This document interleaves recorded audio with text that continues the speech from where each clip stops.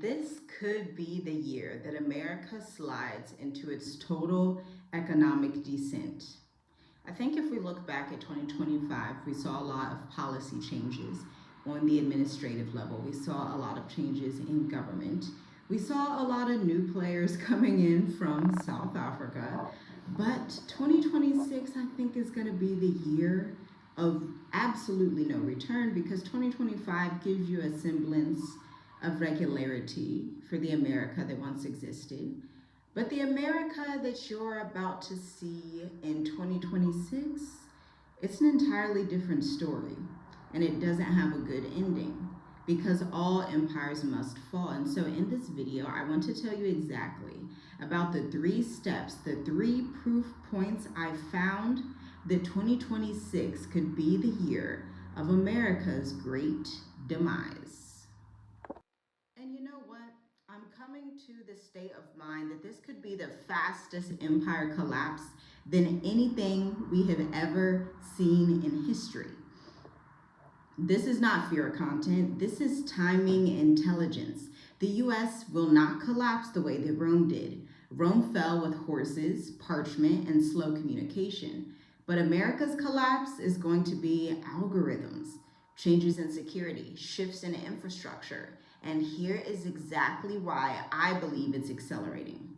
Number 1, America is no longer the lender. It is the borrower, like one of the biggest borrowers on the face of the planet. The United States is not the financial apex that it used to be. It is the most leveraged nation in the world in history, but now structurally dependent on countries none other than China, Japan, the UK, and France. And this is not just about financial debt. This is ownership leverage. The modern analogy is not a mortgage. It's a margin account on a collapsing stock. America is trading economic sovereignty on borrowed volatility. And when margin calls arrive, they do not go to Congress first. Like there's not going to be an approval for the collapse of America. That pain, that debt, that anti-leverage is going to go straight to the American citizens who stay in America. And remember, the book of Proverbs has already warned us. The borrower is servant to the lender.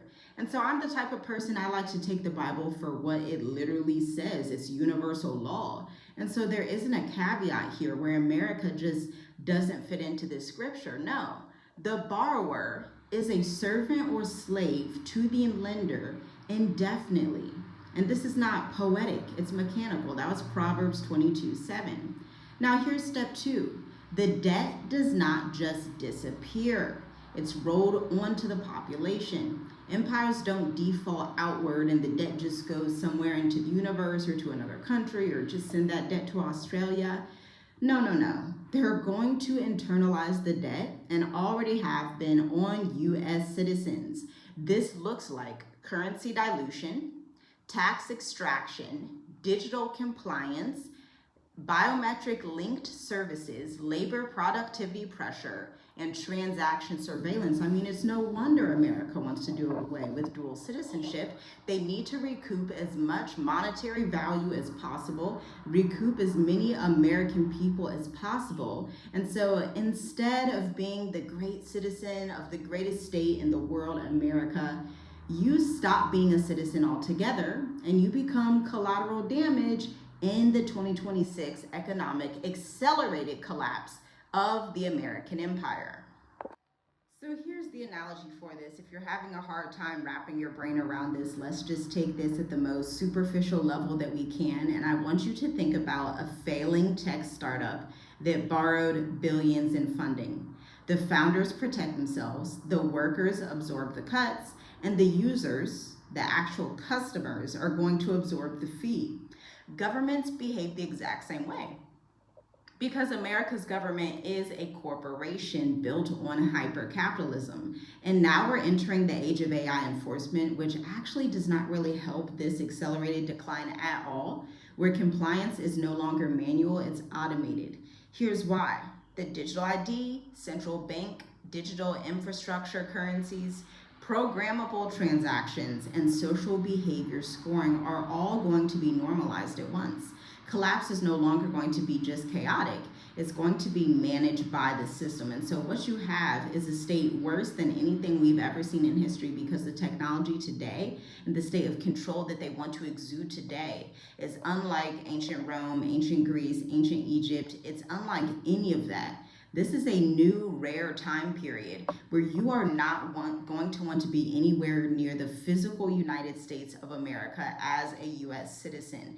In fact, you're not going to want to be anywhere near the Western world or the top 1% economies at all. You're not going to want to be anywhere near these places, because they're going to get so desperate and in need of this hyper control surveillance, where they're going to begin to tell you, here's how much we say you can spend on groceries based on ChatGPT's newest algorithm. Because let's face it, OpenAI has government contracts, some of the largest government contracts to date in the military. And the next step that you're going to see in America is the military turn against the people. But you've already technically beaten seeing that, because remember, President Donald Trump unleashed the National Guard on U.S. citizens in a plethora of cities. Feel free to list those cities down below, but some of them are like Washington, D.C., that main city in Oregon that I cannot think of right now, Chicago. They are unleashing the American military against American people.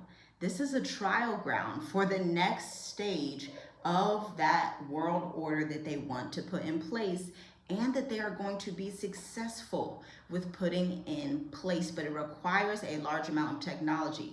This is where you have, it's beneficial to be in an African country, because guess what? In Africa, sometimes your power goes out, and that is detrimental for an AI-run government, right? If the power's in and out, if the power's doing this, then it's going to cause such a huge disruption in the control state.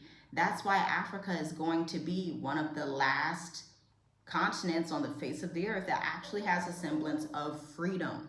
Now, if you've never traveled Africa, then of course you can't wrap your mind around it.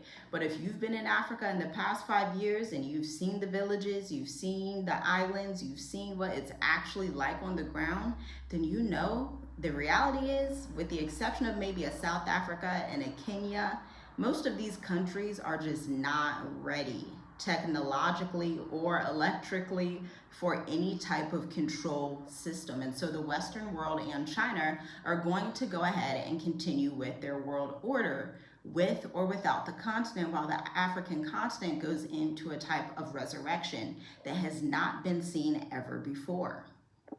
And lastly, step 3, this is the first collapse powered by artificial currency. Every empire before now collapsed on physical money. Okay, silver, whatever denarius they had in the biblical days, whatever Greek currency they had, those were all actual currencies. But this one is collapsing on synthetic valuation, which makes it actually really scary. Like the rug could just be pulled out at literally any time. Stocks today are no longer priced on productivity. Instead, they are priced on liquidity injections, algorithmic trading, narrative momentum, derivatives leverage, and AI sentiment modeling. Technology companies are not being evaluated on revenue. They're being valued on future control potential. This is fake value, artificial value. And artificial value eventually dies out almost instantly when confidence breaks away from that system. This is why even crypto is a super unstable market when it's not backed by tangible settlement assets. And this is where gold actually enters the picture. Now, before I talk to you a little bit about the value of gold and why gold is going to be so important for you listening to this channel, I want to tell you about the Mature Adult Intensive and the state of the diaspora. We have the final state of the diaspora coming up December 21st, the final one for the year. I don't know when we'll host it again because we've been so busy working with our high caliber clients in the Mature Adult Intensive and in our one-to-one intensives, okay? More people across America, people who are American but have been throughout Asia. Some of our clients have been to Dubai, our clients have been to Mexico, to Italy, to Singapore. And these people are saying, you know what? I need the strategy to stay out for good and not go back. I need the leverage that you have amassed over 6 years of living outside of America and raising children abroad and building a marketing and media brand and having successful companies. I need some of that leverage. I want your logistics. I want to see how you're running things. If that's you, I invite you to join the Mature Adult Intensive or the Stay of the Diaspora. Again, the Stay of the Diaspora is December 21st. The Mature Adult Intensive has 2 spots left. 2 people already signed up, and that begins December 29th. If the links do not work, you may just be too late, unfortunately, and it's December 7th. We're at the end of the year. It's not a good time to be too late because I'm telling you, 2026 is going to be the year that tries the Western civilizations like never before.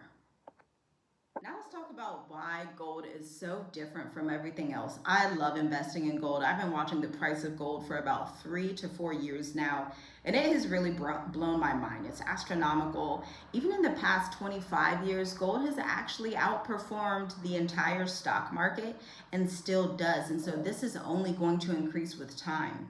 You don't need to look into too many different assets. You don't need to be confused. You need to also be holding some gold, okay? Because here's the thing. Gold does not require verification. It doesn't require uptime. It doesn't require permission or a server or a ledger or some grid. Gold settles offline without the electricity, without the internet, and it settles cross-border, across territories, okay? Go back to the biblical days. People wanted gold, okay? It's even mentioned that wisdom is to be wanted far above gold and rubies, telling you that in those days, gold was of much value to the society that was on the earth. And it's the same thing. This is why the rich and the elite are holding gold. This is why China is quietly picking up more and more gold and dropping US dollar. Same thing with Japan and other Asian countries. Europe could be doing the same thing. I don't know. I haven't really looked into it. But here's the thing. When the Roman denarius collapsed, gold survived. When the British pound lost dominance, gold again survived and thrived. And when the US gold standard was killed in 1971, gold immediately began its repricing cycle. Gold is an investment. It's an exit asset. Bitcoin offered a theory of escape. Gold already completed the assignment, like from the beginning, from Genesis. Gold was there to complete the assignment. And why escaping is now part of economic survival. If anybody was on the fence and wondering, do I actually have to exit America? How important is it that I start my business, understand AI, understand these technologies so that I'll be able to be an innovating person in this world that is quite frankly already here? I'm telling you. You know, I'm thinking in 2 directions here, because honestly, this is such a big phenomenon, and I'm going to try not to rant for too long, but I just thought of this from the entrepreneur perspective and also from the W-2 perspective.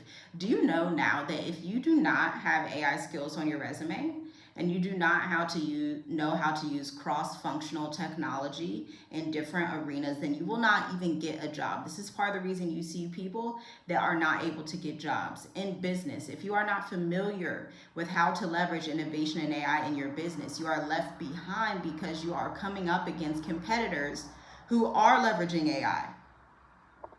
This is not the time to just sit in the dark and say, well, you know, I'll figure it out some other time. The people who sit in the dark now are going to be starving tomorrow. I guarantee it. And it's as plain and simple as that. You're going to have to make the decision today.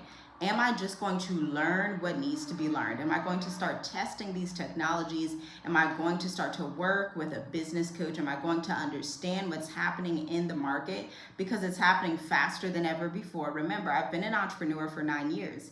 And so it was much different in the 2016, 2019 eras than what it is today in the 2026 heading towards 2030 era. Even business has evolved so much, and it's very difficult to keep up with if you are not constantly learning and testing and seeing what needs to be accomplished. If you're not constantly auditing your business, your operations, your marketing, who you're hiring, who you're not hiring, who you need to invest in that you're not investing in. So here's the thing. Every collapse forces 3 groups into being. You're gonna have to leave a number down below and let me know which one of these 3 you fall into. I already know which one I fall into. You probably do as well. but I want to know for you, which one of these do you fall into? Those who deny, who pretend like nothing is happening. The deniers are going to sit there and say America is great. They were saying Rome is fantastic. Nobody has ever seen a civilization like Rome. Rome, the great Roman Empire. And here we are today. The Roman Empire, does anybody ever talk about it except for history class? The Greek Empire, the Ottoman Empire. Yes, they still have the Egyptian Empire over there where you can see the pyramids, but let's be real. It's nothing like it was in its heyday. So number one, you have those who deny what's coming. If you're a denier, then this channel probably provokes you. And that's good because you need to be provoked so that you can actually survive this cycle, this accelerated collapse that despite you denying it is going to happen anyway. Either way, it's prophesied, for crying out loud. Number two, those who protest. There's going to be those who stay in America. There's so many of them. A lot of people are them. Those who protest, I'm staying in America. My family has been here for 60 million generations. America's the best place. I'm going to fall with it. That's your prerogative. That's your choice. I'm not going to argue that with you. You are free to do as you please. And then number three, those who reposition. Repositioning looks like dual residency strategies. Notice, I did not say dual citizenship strategies. My husband and I have been talking about this for about 2 years now. We were like, I think citizenship is not as needed and is not going to be granted in the coming future. Then look at that. The Republican governor from Ohio, our home state, went ahead and proposed a bill where there won't be any dual citizenship for Americans. No dual citizenship, no two passports, okay? So instead, you look at dual residency strategies where you can have residency in this country and residency in this neighboring country, then residency over here. Maybe you have a plot of land in this country that's not too far from your other country that you're in, maybe a 3-hour flight, a 4-hour flight, right? These are the strategies we break down in the Mature Adult Intensive. And then neutral banking jurisdictions. You do not want your banking system to be on the verge of collapse with America, but then you also don't want your banking system to be too tied in with the West, with Israel, things of that nature. It's time to start heading some of those assets east. That's why I prefer Southeastern Africa for banking. And when you bank over here, like with the actual, if it was a Mauritian bank, a Malagasy bank, a Kenyan bank, whatever bank that's over here, you can actually invest and have your funds that are saved in those banks, okay? So that's neutral banking jurisdictions. Land access outside surveillance grids. We all know America is a giant surveillance grid. Trade-based income versus wage income. You don't want to work a wage anymore. You don't want to sit and work and say, hey, I work 23 hours a week for $20 an hour. This is the old way of making money. It's very famished, it's very outdated, and it's not what wealthy people do. Wealthy people do not exchange time for money.